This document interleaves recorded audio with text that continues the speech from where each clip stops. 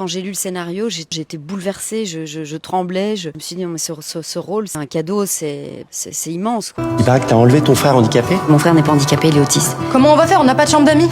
Ouais, si je le prenais quelques heures par jour, je trouverais toujours quelque chose à lui faire en cuisine.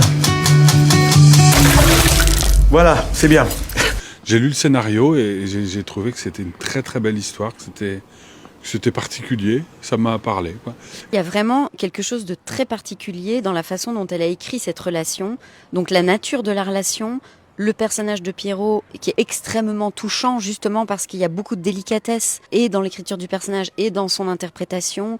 Et quand j'ai lu le scénario, franchement, j'ai été bouleversée, je tremblais, je me suis dit, non, mais ce rôle, franchement, c'est un cadeau. Puis cette fratrie, elle est magnifique. J'ai trouvé le scénario extrêmement juste, très émouvant, mais pas une émotion qu'on vient vous chercher. Et il y a vraiment quelque chose qui transparaît. Il y a une force dans cette relation et dans son personnage.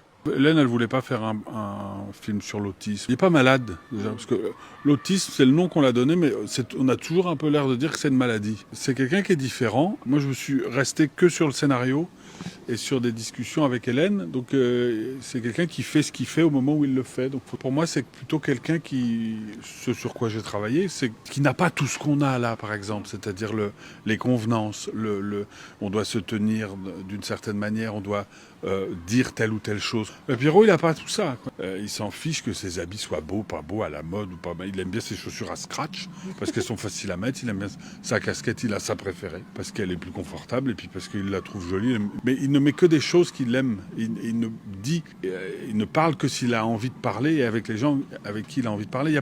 Il se force à rien. C'est plutôt ce qu'on aimerait tous faire, en fait.